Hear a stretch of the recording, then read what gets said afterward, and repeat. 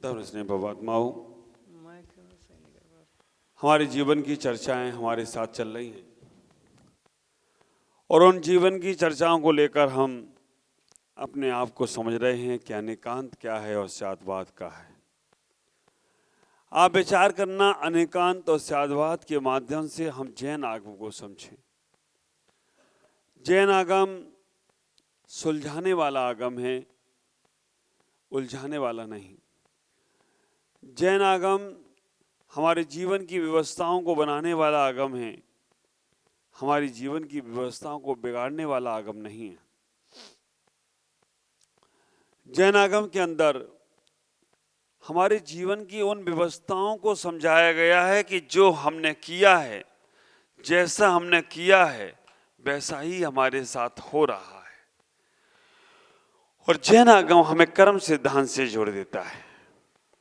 आप विचार करके रखना, कर्म सिद्धांत से जब हम जुड़ते हैं तो जैन आगम के वो सिद्धांतों को समझ में आने लगता है कि कर्म क्या है, अनेकांत क्या है और स्यादवाद क्या है।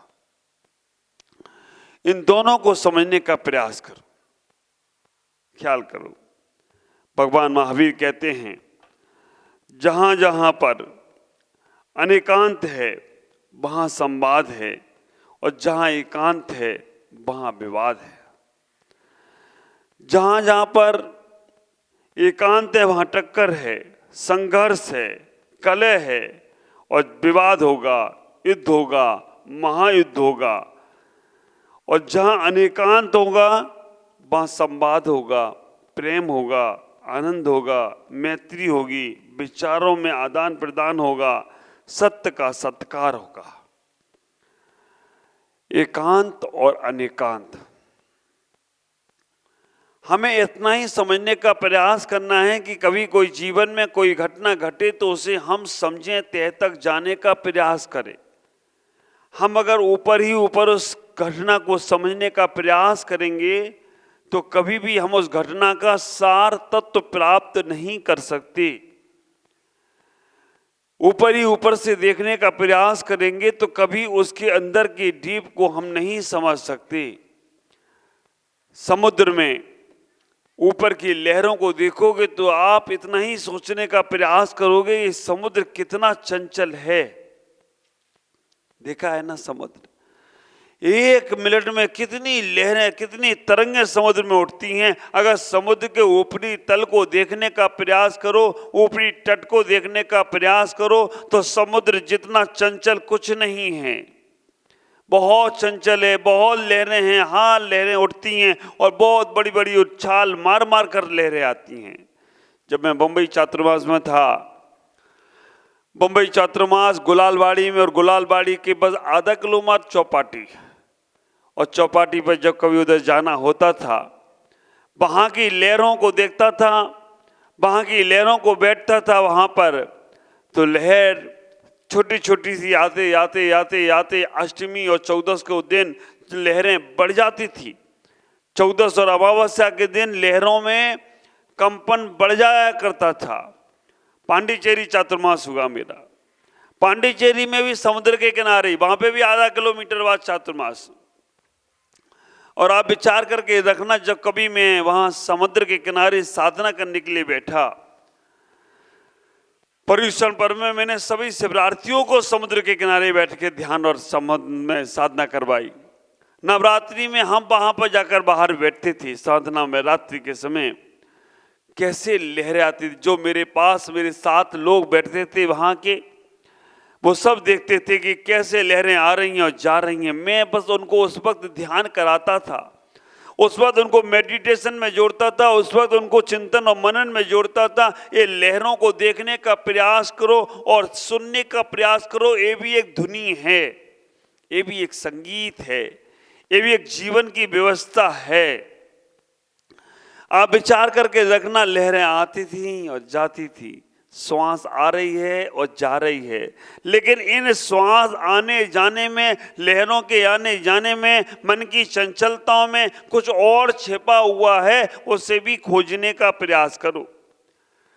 जब तक हम उसे खोजने वाली वस्तु को नहीं खोजेंगे तब तक हम अपने जीवन में सब कुछ खो जाएंगे। खोजना है, या खो जाना है? दो शब्द है, खोजना और खो जाना। खोजना कितने अक्षर हैं? 3।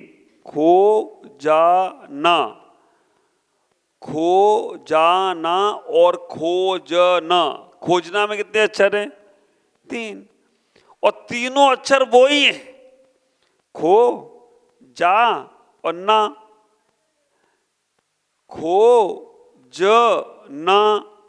तो जो आदमी खो जाता है वो ही कुछ खोज कर लाता है, और जो आदमी खोना नहीं जानता है वो आदमी कुछ खोज कर ला नहीं सकता है।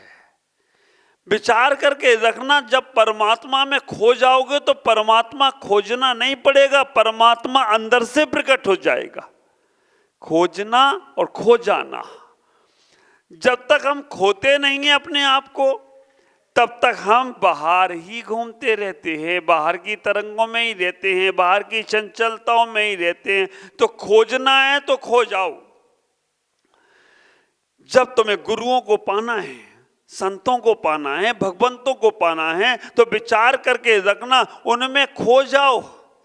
जिनमें तुम खो गए वो तुम्हें पूरी तरह से प्राप्त होंगे, वो तुम्हें पूरी तरह से मिलेंगे।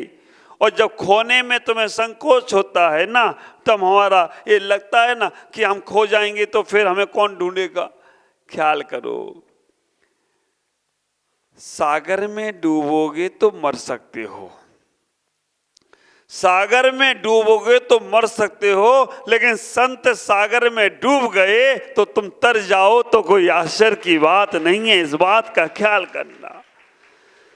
नदी और तालाब में डूबोगे तो मर सकते हो, लेकिन धर्म में और संत में अगर डूब गए ना तो तुम तर जाओगे, तुम्हें कोई रोकने वाला नहीं है, तुम्हारा कल्याण होने से कोई रोकेगा नहीं।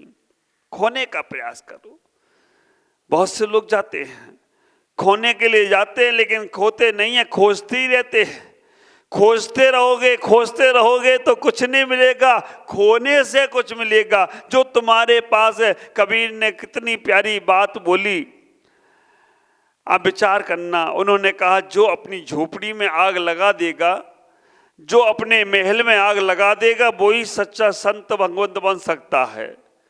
एक आदमी चला गया, उसने कहा मुझे संत बनना है, मुझे भगवंत बनना है। उसने अपनी झोपड़ी में आग लगा दी और चला गया साधु के पास कि मुझे संत बनना है। संत ने कहा झोपड़ी में आग लगाया ही? उन्हें हाँ। कैसी थी झोपड़ी? बड़ी सुंदर झोपड़ी थी मेरी, उसके अंदर खिड़कियां भी थी, उसके अंदर ये भी था, उसके अंदर सारा की सारी व्यवस्थाएं थी और उस झोपड़ी में बड़ा आनंद आता था। संत ने कहा अभी तुम आग लगा के कहाँ आई? अभी तो झोपड़ी साथ में चल रही है और झोपड़ी कह रही है कि बड़ा आनंद आता था झोपड़ी में, तो जाओ पहले आग लगा के। उसने मैं आग लगाया।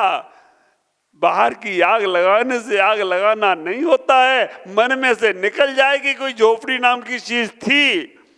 ख्याल करना, जब झोपड़ी नाम की चीज मन से निकल जाएगी तब तुम सही में झोपड़ी से छूटे हो, अन्यथा तुम झोपड़ी से छूटे नहीं हो।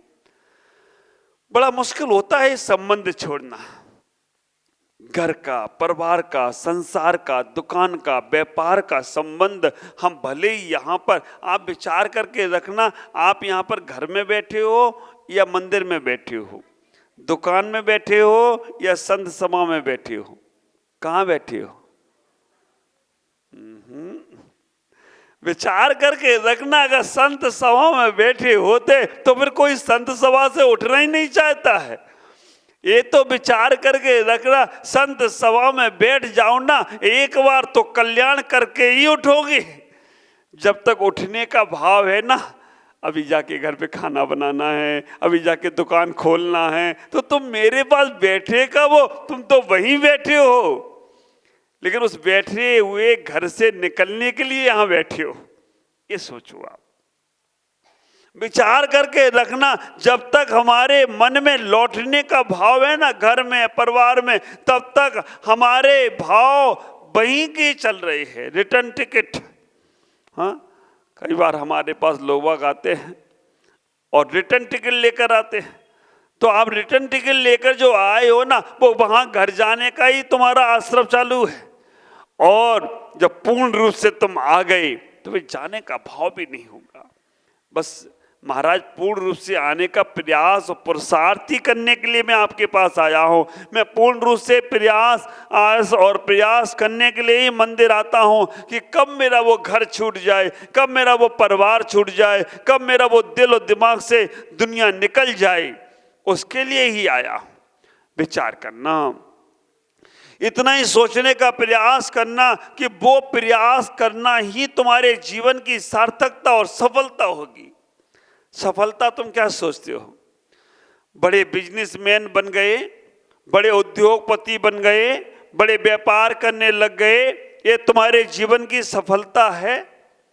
ख्याल करना, तुमने जीवन में बहुत बड़े बड़े कार्य कर लिए, ये तुम्हारे जीवन की सफलता है? मैं इसको सफलता नहीं मानता हूं। आप विचार करना, तुम्हारे जीवन की सबसे बड़ी सफलता अगर कुछ हो सकती है तो वो हो सकती है कि आत्म संतुष्टि को प्राप्त हो गए हो, मन तुम्हारा शांत हो गया है, मन तुम्हारा खुश रहने लगा, तो समझना तुमने जीवन की सबसे बड़ी सफलता प्राप्त कर ली हो। तो कोई आश्चर्य की बात नहीं है।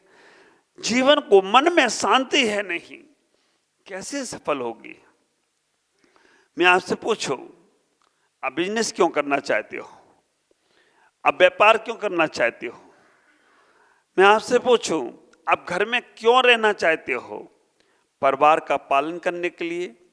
बिजनेस क्यों करना चाहता हूं? पैसा कमाने के लिए। पैसा क्यों कमाना चाहते हो? पैसा कमाऊंगा तो खुशी मिलेगी। खुशी क्यों? खुशी मिलेगी तो आत्मा को संतुष्टि मिलेगी कि मैंने कुछ कर लिया है। और आप विचार करके रखना, जब तुम्हारे अंदर यही भाव है कि हमें खुशी मिलेगी, पैसा कमाएंगे, बड़े कारखाने लगाएंगे, घर में रहेंगे, परिवार चलाएंगे, संतुष्टि मिलेगी, घर में रहेंगे, सब व्यवस्थित होगा, तो आत्मा की संतुष्टि। तो सबसे बड़ा क्या हुआ? व्यापार बड़ा हुआ, पैसा बड़ा हुआ, परिवार चलाना बड़ा हुआ, कि आत्मा की संतुष्टि बड़ा है। और आप विचार करके रखना, आत्मा की संतुष्टि नहीं मिली, अपने आप से खुश रहना नहीं सीखे, अपने आप को अच्छा व्यवस्थित नहीं बनाना सीखे, तब तक तुम बाहर में ही घूम रहे हो, तब तक तुम्हारी बाहर की यात्रा चल रही है। और जिस वक्त तुम्हारे अंदर आत्म संतुष्टि का भाव आने लगा, जिस वक्त तुम्हें लगे कि जो प्राप्त है वो पर्याप्त है, ख्याल करना, जिस वक्त तुम्हें ये लगने लगे कि जो प्राप्त है वो पर्याप्त है, तो समझ के रखना अब तुम खुश होने के प्रावधान पे चालू हो गए हो। अब तुम्हें खुशियां मिलना शुरू हो गई हैं। अब तुम्हारे अंदर जीवन की उपलब्धियां प्राप्त होना प्रारंभ हो गई हैं। हमारे ज्येष्ठ मुनि आचार्य तरुण सागर जी महाराज एक बात हमेशा कहते थे, विचार करके रखना, वो बात हमेशा कहते थे, श्वासें बाकी हों और इच्छाएं खत्म हो जाएं।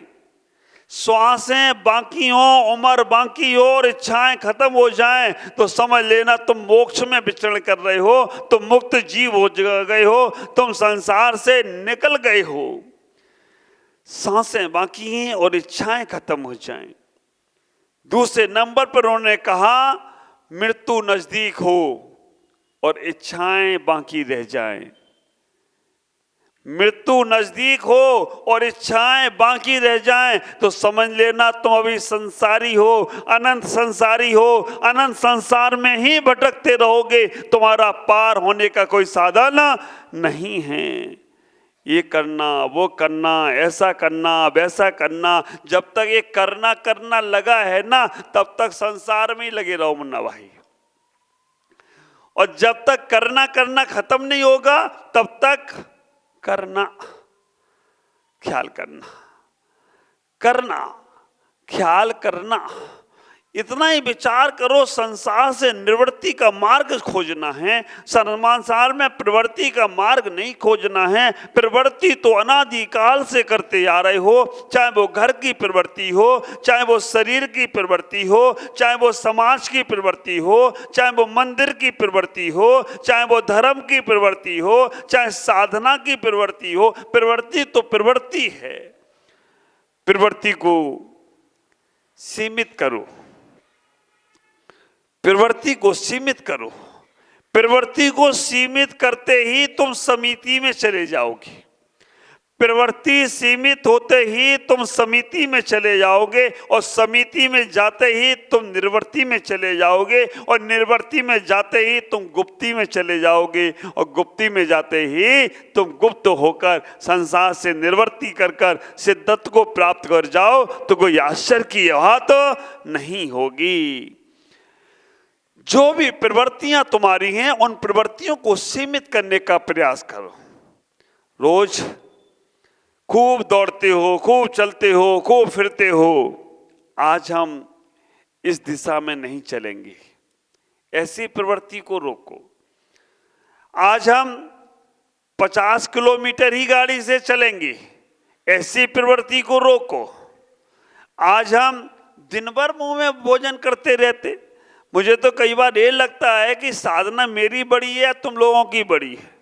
हमें एक बार आहार करने में पसीना आ जाता है, तुम दिन भर खाते रहते हो, पसीना ही नहीं आता है तुमको। हमें लगता है ये साधना आहार करने वाली बड़ी साधना तुम्हारी है, तो दिन भर गटर पटर चटर पटर करते रहते हो। तो आप विचार करके रखना, सीमित करो। हम 2 बार ही अनाज खाएंगे, बाकी के समय हमें अगर तकलीफ होगी तो 3 बार और पानी पी लेंगे। 1 बार खाए योगी, 2 बार खाए भोगी, 3 बार खाए रोगी, और जो बार खाए उसकी दुर्गति निश्चित ही होगी, कोई रोकने वाला नहीं है। ये बात का आप ख्याल करना। कितनी बार खाते हो? मुझे तो आश्चर्य लगता है कि कैसे चला जाता तुम्हारे पेट के अंदर। हमें तो 1 बार के बाद दोबारा ये लगता है कि कहाँ से ये आफत आ गई। 1 बार भी खाना मुश्किल पड़ता है। ख्याल करो, सीमित करो। हम 2 बार ही अनाज खाएंगे। घर में रहते हैं, व्यापार करते हैं, कहोगे महाराज आपको क्या काम धाम, हाथ पे हाथ रख के बैठना। मुझे यहाँ तो परिवार चलाना है, व्यापार चलाना है, घर परिवार दुकान चलाना है, सब कुछ झंझट है। चलो भाई तुम 2 बार कर लो।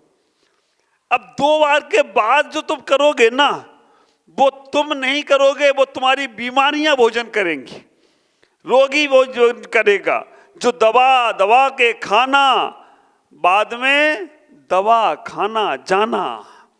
दवा के खाते हो ना, तो दवा के खाओ, फिर दवा खाना जाओ। और डॉक्टर भी वहां क्या करेगा, तुम्हारे ये हाथ को दबाएगा, मुट्ठी खुल जाएगी, और फिर दवा के वो पहले मुट्ठी खुलेगी, फिर जेब खुलेगी, और मालूम पड़ा जितना कमाया तुमने स्वास्थ्य खराब करके।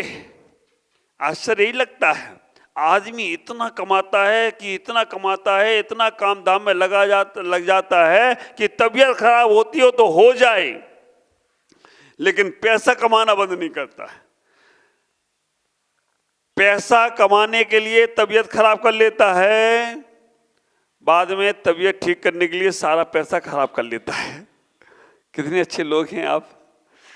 पैसा कमाने के लिए तबीयत खराब कर लेते, खाना पीना छोड़ देंगे रात दिन। अरे भाई, सरकार ने भी नियम बनाया है 10 बजे के बाद बिजनेस करना, और सरकार ने भी कह दिया 6 बजे छुट्टी ले लेना। ये जैन धर्म के नियम का पालन सरकार कर रही है, तुम क्यों नहीं करते हो? 10 बजे के पहले बिजनेस के तरफ ध्यान ही नहीं जाने देना, और 6 बजे के बाद आते रहो तुम, अगले दिन ही मिलेंगे हम। तब तुम्हारा कहीं जाकर स्वास्थ्य अच्छा रहेगा, धर्म अच्छा रहेगा, बिजनेस अच्छा रहेगा, और तुम्हारे अंदर आत्म कल्याण का भाव अच्छा रहेगा। इतना ही विचार करो, इतना ही सोचने का प्रयास करो। खोजो अपने अंदर, अपने परमात्मा को खोजने का प्रयास करो जो तुम्हारे पास है। खोजना है तो खो जाओ। जब तुम खो जाना शुरू कर दोगे, तब तुम्हें परमात्मा की अनुभूति होगी। हमें सब कुछ मिलेगा। इस शरीर से, इस परमात्मा के तत्व से हमें सब कुछ मिलने वाला है, लेकिन जब तक हम अपने आप को खोजने का प्रयास नहीं करेंगे तब तक कुछ नहीं मिलेगा। और एक बात का ख्याल करो, तुम भीतर तो जाओ, तुम भीतर तो जाओ। आप विचार करना, जो भीतर जाता है वो भी तर जाता है, जो भीतर जाता है वो भी तर जाता है। तो जो भीतर जाएगा वो ही तर जाएगा। बाहर बार देखोगे तो चंचलता दिखेगी, बाहर बार देखोगे समुद्र में भी चंचलता दिखती है, लेकिन एक बार उस अंदर जाकर देखो तो समुद्र जितना शांत कोई भी चीज नहीं है। समुद्र कितना शांत है, उसे प्रशांत सागर कहते हैं। और साधुओं को जो उपमा दी गई है, साधुओं का नाम, जो मेरा नाम क्या है, प्रमुख सागर। ये सागर मालूम क्यों लगाया गया? सागर इसलिए नहीं लगाया गया कि सागर में जो लहरें हैं, सागर इसलिए लगाया गया है कि सागर जैसी गहराई उनके अंदर है। बाहर एक से एक घटनाएं घट जाती हैं, बाहर एक से एक बातें हो जाती हैं, बाहर एक से एक उपलब्धि हो जाती हैं, लेकिन वो उपलब्धियों में और वो विपत्तियों में अपने अंदर के वस्तुत्व को, अस्तित्व को छोड़ते नहीं हैं। मैं ही नहीं, जितने भी सागर हैं, ख्याल करना, सियारनी पैर खाती रहती है, लेकिन हमारे सुकुमाल मुनिराज को कुछ भी नहीं होता है।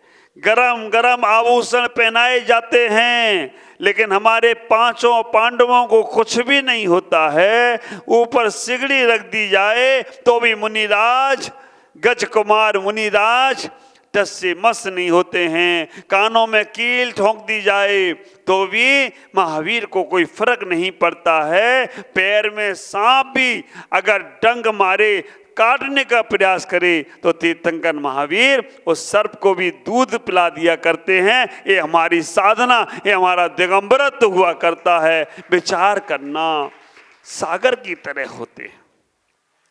सागर जैसा जीवन जीने का तो प्यार करो, प्रयास करो। हमें इतना ही विचार करके रखना, थोड़ा भीतर जाओ, भीतर जाओ, तुम भीतर जाओ। मैं भीतर गया, मैं तर गया, तुम भीतर जाओ, तुम भीतर जाओ, तो कोई आश्चर्य की बात नहीं है। तुम भीतर तो जाओ, बाहर बाहर की दुनिया देखते हो।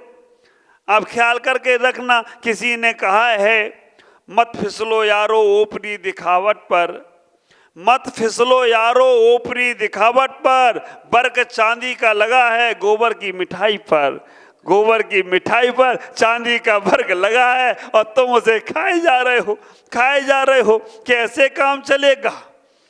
कब तुम्हें अपना ख्याल आएगा? कब तुम अपने आप को पाओगे?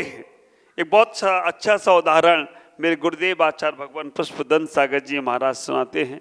मैं जो कुछ भी बोल रहा हूँ वो सब उनका ही है, मैं तो खाली डब्बा था, बस जो उनने भर दिया वो मैं तुम्हारे सामने निकाल रहा हूँ। गुरुदेव आचार्य भगवान गुरुदेव पुष्पदंत सागर जी महाराज एक बहुत अच्छा उदाहरण सुनाते हैं। और वो उदाहरण ऐसा है, एक बूढ़ी माँ एक अच्छा सा टोकरा भर के सामान ले जा रही थी। उसके ऊपर मखमल का कपड़े से ढका हुआ था। टोकरे में सामान था, ऊपर से मखमल लगा हुआ था। मखमल सलीन का कपड़ा लगा देखकर कुछ लोगों ने कहा इसके अंदर बहुत सुंदर माल होगा, इसके अंदर बहुत सारी चीजें होंगी, क्यों ना इन चीजों को हम इस बुढ़िया माँ से छीन लें। शरारती लोग थे, कुछ अच्छे लोग भी थे, कुछ बड़े गंदे लोग भी थे। उन लोगों ने मन में विचार किया कि ये बूढ़ी माँ यहाँ से जा रही है, रास्ते में एकांत देखकर इससे ये सारा सामान इसके अंदर जो रखा होगा हम छीन लेंगे। बूढ़ी माँ के पीछे बहुत सारे लोग पड़ गए। थोड़ी दूर बाद देखा उस माँ ने बहुत सारे लोग पड़े हैं। उन्होंने कहा इसमें कुछ भी नहीं है, इसमें गंदगी है, इसमें मल है, तुम मेरे पीछे मत आओ, इसमें कुछ भी नहीं है। समझदार लोग थे, वो सुनकर उनने कहा सही में माँ कह रही है कुछ नहीं है तो इस पे भरोसा करना है। समझदार लोग थे वो थोड़े से लौट गए अपने काम में लग गए हैं। थोड़े लोग ना समझ थे, उनने कहा नहीं, वो चलते रहे पीछे। माँ ने कहा भाई इसमें कुछ गलत है, इसमें कुछ अच्छा नहीं है, इसमें सब गंदगी भरी हुई है, हम इसको बाहर फेंकने जा रहे हैं। और कुछ लोगों ने कहा मैं देखकर मानूंगा। तो बूढ़ी माँ ने थोड़ा सा कपड़ा हटाया और कहा देख लो। जब उन लोगों ने देखा तो वास्तव में गंदगी थी, मल था ऊपर से। बूढ़ी माँ ने कहा देख लिया नहीं? हाँ। तो थोड़े लोग थोड़े कम समझदार थे, वो तब भी निकल गए। अब कुछ लोग तो बिल्कुल इतने दुष्ट थे, उन्होंने कहा नहीं इसके अंदर माल होगा, ऊपर तो इसमें गंदगी है लेकिन अंदर इसने बिस्किट सोने के छिपा रखे होंगे, जेवर छिपा रखा होगा, अंदर बहुत सारा माल टाल होगा। बूढ़ी माँ जब शहर के बाहर जाने लगी तो उन्होंने कहा नहीं मैं तो अंदर हाथ डाल कर देखूंगा, मैं तो इसके अंदर गंदगी है दिख रहा है। लेकिन वो माने नहीं। उन्होंने कहा, बूढ़ी माँ ने कहा ठीक है देख लो। टोकना रख दिया, अंदर हाथ मचाया, देखा, पूरा शरीर गंदा कर लिया, कुछ नहीं मिला। तब वो उनकी समझ में आया कि कुछ नहीं है। फिर भी वो बहुत पछताए बाद में कि जब इसने कहा था तभी मुझे चला जाना था, जब इसने दिखाया था तभी हमें चला जाना था, लेकिन अब तो ये मच गया, अब गंदा हो गया, अब तो नहाना पड़ेगा मुझे, अब तो ये करना पड़ेगा। वास्तव में उन लोगों में और हम लोगों में कोई ज्यादा अंतर नहीं है। आप विचार करके रखना, वो टोकरा और कोई नहीं, ये संसार का ही टोकरा है, ये संसार का टोकरा है। और यहाँ पर सूखा घास का मखमल का कपड़ा लपटा हुआ है और इसके अंदर संसार में गंदगी ही गंदगी भरी है। इस शरीर भी असुचि भावना में कहते हैं, इस शरीर में भी मल ही मल भरा है। कितनी बार तुमसे कहा गया, कितने बार तुम्हें समझाया गया, इस शरीर में कुछ नहीं है, चमड़ा है, चाम का शरीर है, चाम के शरीर से निकलकर राम के शरीर को बनाने का प्रयास करो। हाँ, सूरदास को इतना ही तो कहा था उनकी पत्नी ने। जब सूरदास जाने लगे, पत्नी के प्यार में इतने पागल हो गए, रात्र को अर्धरात्रि को निकल गए, नदी में बाढ़ आ गई तो एक मुर्दे पे बैठ के चले गए, मुर्दे ने भी पाल लगा दिया। घर में जब चढ़ने को रास्ता सामने से नहीं मिला तो पीछे से चढ़ गए सांप को पकड़कर। पत्नी ने जब देखा, पत्नी ने कहा सूरदास से, क्या हम 2 दिन के लिए घर के आ गए तो तुम्हें इतना भी सब्र नहीं मिला, 2 दिन बाद आ जाते, हम 2 दिन बाद आ जाओ। नहीं, मुझे तो तुम्हारे बिना रह नहीं सकता। तब सूरदास की पत्नी ने कहा था कि जितना प्यार तुम इस चाम से करते हो उतना प्यार तुम अपने राम से कर लो तो तुम्हें जीवन में सब कुछ मिल जाए, तो कोई आश्चर्य की बात नहीं है। चाम से प्यार है, चमड़े से प्यार है, लेकिन राम से प्यार तो विचार करना। तुमने देख लिया संसार में कितनी बार तुम्हें समझाया गया, इस शरीर में सुख नहीं है, शरीर थोड़ा बीमार पड़ जाए तो हम संसारी हो जाते हैं। विचार करके रखना, शरीर में सुख नहीं है, फिर भी हम बार बार इसी में सुख ढूंढने लगे हैं, इसी में। कुछ लोगों ने सुन लिया, सुन के निकल गए। सुन के निकलने वाले कौन? इधर हम जो बैठे हैं ना, ये सब बाल ब्रह्मचारी जो बैठे हैं वो सुन के निकल गए कि इसमें संसार में सुख नहीं है। आप विचार करो, क्या उम्र थी जब मैंने घर छोड़ा? जिस वक्त लोग भोगों में लिप्त होते हैं उस वक्त मैंने योग की साधना शुरू कर दी हो तो कोई आश्चर्य की बात नहीं है। विचार करना, जिस वक्त लोग भोगों में लिप्त हो जाते हैं उस वक्त मैं योग की साधना पे निकल गया। जिस वक्त लोग खेलते हैं खिलौने से उस वक्त इन हमारे साधकों ने अपने पीछे और कमंडल लेकर इस मोक्ष मार्ग में आगे बढ़ गए हों तो कोई आश्चर्य की बात नहीं है। विचार करके रखना, 10-10, 12-12 साल की उम्र में हमारे साधक इस मोक्ष मार्ग में निकल गए, इस मोक्ष मार्ग को संभालने लग गए। ख्याल करना, जब इनको खाने नहीं आती थी रोटी, इनने उतार दी अपनी लगोटी प्रभाकर सागर जी महाराज।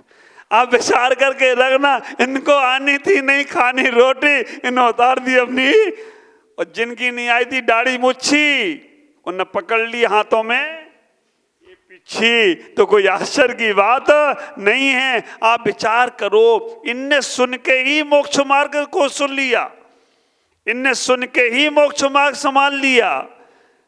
कैसे हमारी छोटी छोटी सी माता जी, जिस वक्त तुम्हारे बच्चों के हाथों से मोबाइल नहीं छूटते हैं, जिस वक्त तुम्हारे बच्चों के हाथों से बाइक नहीं छूटती है, जिस वक्त तुम्हारे बच्चों के हाथों से फैशन नहीं छूटता है, और उस उम्र से पहले ही इन्होंने वो सब चीजें छोड़कर इस मोक्ष मार्ग में लग गए हों, तो कोई आश्चर्य की बात नहीं है। ये सुनकर बैरागी हो गए। अब विचार करना, कुछ लोगों ने संसार भोग लिया। हमारे परम साध्या श्री माता जी, परम आराध्या श्री माता जी, हमारी परमानंद सागर जी, इन लोगों ने संसार भोगा, लेकिन भोगने के बाद संसार में सार नहीं है, छोड़कर मोक्ष मार्ग में आगे बढ़ गए हों, तो कोई आश्चर्य की बात नहीं है। इन्होंने देखकर आगे बढ़ गए। और कुछ लोग मचाए जा रहे हैं, घर में मचा रहे हैं, परिवार में मचा रहे हैं। उनसे पूछा कुछ मिल रहा है? मिल कुछ नहीं रहा है, लेकिन फिर भी आनंद आ रहा है। अब विचार करके रखना, मिल कुछ नहीं रहा है, फिर भी लगे हैं, लगे रहो। कब छूटेगा, कब छोड़ोगे? छोड़ना तो चाहता हूं। बंडी जी के पास एक व्यक्ति पहुंचा। बंडी जी ने कहा कि भाई तू तम्बाकू खाता है, शराब पीता है, छोड़ दे। उसने कहा मैं छोड़ना तो चाहता हूं, लेकिन छूटती नहीं है। पंडित जी ने कहा बड़ी प्यारी बात है। वो बोल रहा कि मैं छोड़ना तो चाहता हूं, लेकिन छूटती नहीं है। प्रवचन पूरा हुआ, सब लोग जाने लगे। पंडित जी ने कहा बाद में मिलना मुझसे प्रवचन के बाद। ठीक है, सब लोग जाने लगे, चले गए। पंडित जी अकेले बैठे थे और वो आखिरी अकेला बैठा था। पंडित जी ने माइक को पकड़ लिया था। उसने कहा पंडित जी चलो, मैं चलना तो चाहता हूं, तो चलो ना, माइक छोड़ो और चलो। उसने कहा मैं माइक छोड़ना तो चाहता हूं, लेकिन छोड़ नहीं रहा है माइक हमें। उस आदमी ने माथे पे हाथ रखा, माइक ने तुम्हें पकड़ा है या तुमने माइक को पकड़ा है? पंडित जी ने कहा समझ में नहीं आ रहा, ये छोड़ नहीं रहा है मुझे। उस आदमी ने कहा पंडित जी आप चाहो तो इसे छोड़ सकते हो, 1 मिनट में छोड़कर निकल सकते हो। इसने तुम्हें नहीं पकड़ा है, तुमने इसे पकड़ा है। पंडित जी ने कहा यही तो मेरे प्रवचन का सार है कि तम्बाकू, गुटखा, मसाला या घर परिवार संसार या बीवी बच्चे के, तो उनने तुम्हें नहीं पकड़ा है, तुमने उन्हें पकड़ रखा है। और तुम जब चाहो तो छोड़ सकते हो। आसक्ति कम हो जाए, मोह कम हो जाए, एक झटके में छूट जाए। विचार करो, छोड़ दिया तो बच्चे का क्या होगा? उसे कुछ हो नहीं जाए। ख्याल करके रखना, छोड़ गया तो मेरे बहुओं का क्या होगा, मेरे नाती पोतों का क्या होगा? ये विचार करना। जब तक ये भाव रहोगे ना, तो वो शमशान में जाने के बाद भी छोड़ेंगे नहीं। वो घर में फोटो लगाएंगे, एक माला चढ़ाएंगे, उसके बाद साल में एक बार तुमको याद करेंगे और बहुत अच्छा करेंगे। आप विचार करना, हमारे अशोक जी बैठे, इन्होंने रतन प्रभा माता जी, रतन श्री माता जी बना दी। इनकी घर से इनकी श्रीमती जी थी। आप विचार करके रखना, और वो रहती, आराम से रहती, लेकिन इन्होंने वो माता जी को गर्मामती, मेहमामती, गर्मामती और गंभीरमती माता जी को सौंप दिया। 2 आई थी, तीसरी वो रतन, क्या नाम है पूरा? रतन ही अकेला है,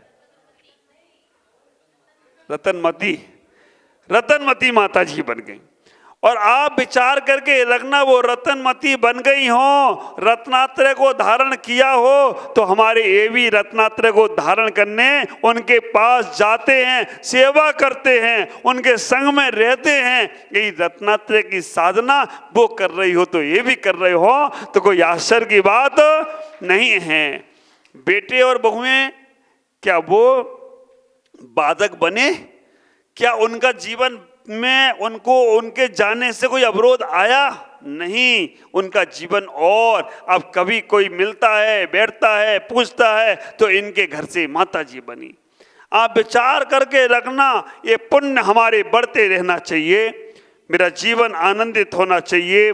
स्यादबाद अनेकांत की शैली को समझो, इतना ही विचार करो, अपने आप को जानने का प्रयास करो। वो बूढ़ी माँ ने दिखा दिया, लोगों ने मचा दिया, फिर भी नहीं छूटा कि अब स्नान करना है। मैं आपसे कहूँगा, अनेकांत को समझना है, स्यादबाद को समझना है। जिनागम पूरा का पूरा इसी में ही है, जिनागम अनेकांत और स्यादबाद में ही है। जब हमारे पास टक्कर होती है, घर में काय क्लेश होता है, समाज में काय क्लेश होता है, वो लोग एकांत में जाते हैं, और जो अनेकांत की भावना होती है वो लोग अपने जीवन को समझने लगते हैं। ख्याल करो, जीवन में इतना ही विचार करके रखना, इतना ही सोचने का प्रयास करना। किसी संत से पूछा गया कौवा कैसा होता है? उन्होंने कहा कौवा लाल होता है। कौवा लाल? उन्होंने कहा हाँ, कौवा लाल होता है। किसी दूसरे संत से पूछा गया कौवा कैसे होता है? उन्हें कौवा सफेद होता है। तीसरे संत से पूछा गया कौवा कैसे होता है? उन्हें कौवा नीला होता है। चौथे संत से पूछा गया कौवा कैसा होता है? उन्हें कौवा पीला होता है। उस आदमी ने कहा ये सब संत पागल है। कौवा अंधे व्यक्ति से भी पूछा जाए जो बाद में अंधा हुआ, तो वो कहेगा कौवा काला ही होता है। लेकिन हमारे आचार धवला में कह देते हैं, सचखंड आगम जैसे ग्रंथों में कहते हैं, जब न्याय का विषय आता है, नीति का विषय आता है, तब समझ के रखना वो कौवा काला भी होता है, कौवा सफेद भी होता है, कौवा नीला भी होता है, कौवा लाल भी होता है, कौवा पीला भी होता है। पूछा आचार्य से, महाराज जैन आगम तो सुलझाने का है, ये आप उलझा क्यों रहे हो? वो कह रहे उलझा नहीं रहे हो, सुलझा ही रहा हो। उन्हें सुलझा रहे हो। आज तक मेरे मन की धारणा बनी हुई थी कि कौवा काला होता है, और आप कह रहे हो कौवा लाल और सफेद और हरा और पीला होता है। जैन धर्म अन्यतावादी नहीं होता है, जैन गुरु अवड़वाद नहीं करते हैं। फिर ये कैसे? तब वो आचार उसे समझाने का प्रयास करते हैं, इसे अनेकांत और स्यादबाद समझो। आचार कहने का प्रयास करते हैं कि अनेकांत से समझने का प्रयास करो और स्यादबाद से समझाने का प्रयास करो। कौवा हड्डियों की अपेक्षा सफेद होता है, कौवा खून की अपेक्षा से लाल होता है, कौवा नसों की अपेक्षा से नीला होता है, और कौवा पीप की अपेक्षा से पीला होता है। ये आप विचार करके रखना। उस आदमी की समझ में आ गया। जब मैंने पढ़ा तो वास्तव में मुझे एक ही ख्याल आया, आदमी ऊपर से अनेक रंगों का हो सकता है, आदमी ऊपर से अनेक रंगों का हो सकता है, अनेक धर्म को मानने वाला हो सकता है, अनेक धर्म को जानने वाला हो सकता है। कोई हिंदू को मानता है, कोई जैन को मानता है, कोई बुद्ध को मानता है, कोई किसी को मानता है। कौवा वो धर्म अलग अलग हो सकते हैं, लेकिन परमात्मा ने केवल हमें एक ही धर्म दिया। आप विचार करके रखना, ऊपर से तुम रंग बिरंगे हो सकते हो, लेकिन अंदर से चाहे वो इंसान काला हो, चाहे गोरा हो, चाहे कैसा भी हो, हर इंसान की हड्डियां सफेद ही होंगी, जानवरों की हड्डियां सफेद ही होंगी। नस हर जानवर और इंसान जिनके अंदर खून है, देवताओं में नहीं है, नारकियों में नहीं है, जिनके अंदर है, सब जीव के अंदर खून लाल ही होगा, आज तक काला खून नहीं हुआ। ख्याल करके रखना, आज तक जितने भी इंसान हैं, कोई भी धर्म को मानते हो, कोई भी धर्म की आराधना करते हो, लेकिन तुम्हारे अंदर का धर्म एक ही है, परमात्मा बनना। ख्याल करना, उस अनेकांत को समझने का प्रयास करो। आज इतना ही कहूंगा कि आप अपने जीवन को उस आनंद से भरकर जीने का प्रयास करो। तुम्हारे पास सब कुछ दौलत है, उस परमात्मा की बदौलत है, उसे समझने की जरूरत है। समझ जाओगे तो परमात्मा की मूर्त हो जाओगे, और नहीं समझोगे तो शैतान की सूरत ही बने रहोगे। इसलिए स्यादवाद को समझकर अपने जीवन को समझ लें, उलझो मत। जो भी है जाएगा, शाश्वत नहीं है। सुख है वो भी जाएगा, और दुख है वो भी जाएगा। ये जब तक हमारे अंदर संसार की अवस्था है, तभी तक जाना और आना लगेगा। लेकिन एक बार सिद्धत की अवस्था प्राप्त हो गई तो कुछ जाना आना नहीं है, बस वहां पर तो आनंद ही आनंद लेना है। उस आनंद को लेकर अपने जीवन को आनंदित बनाओ, तभी तुम्हारा जीवन कल्याण में जाएगा। आज इतना ही। ओम नमः। जय गुरुदेव।